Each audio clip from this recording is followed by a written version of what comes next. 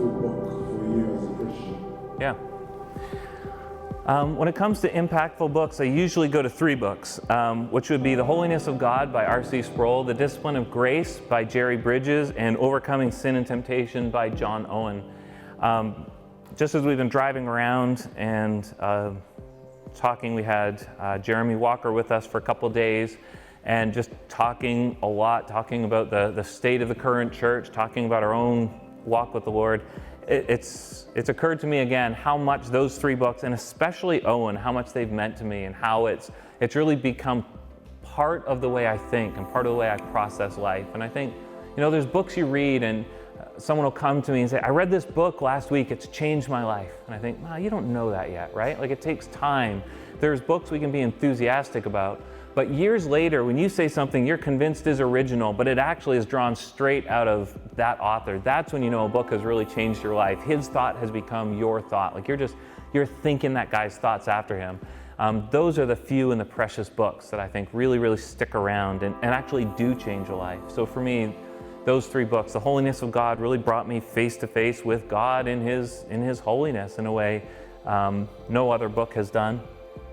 The Disciplines of Grace, I think, really showed me the value of preaching the gospel to myself day by day, just reminding myself of the gospel. And I know this whole gospel-centered thing has become really almost cliche in the Christian world, and I think a lot of people are confused by this gospel-centered talk, and I include myself in the confused camp.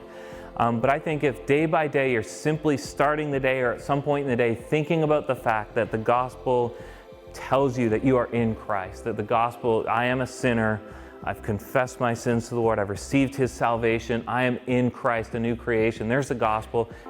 Christ is returning, this is the gospel. If you're thinking about that and pondering its implications for your life, man, Jerry Bridges taught me the importance of that, and that's become a very important discipline in my life. And then again, John Owen just teaching me the hideous nature of sin. And I think what he does so well in his book, and I recommend the version published by Crossway that was sort of modernized just a little bit by Justin Taylor and Kelly Kapic.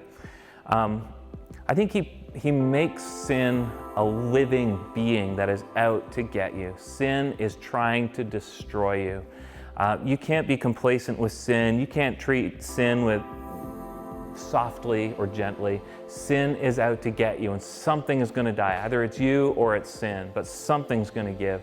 And just the instruction he gives there on identifying sin, putting sin to death, coming alive to righteousness, I think it's just so much shaped the way. And there's sins I am terrified of now because I met them in his book and saw the horror of them. And I think they've really shown me the glory of holiness, the glory of righteousness, and the sheer horror of sin. Also, John Owen isn't as hard to read as people say if you read that version. It's slow going, but treat yourself, it'll be fine.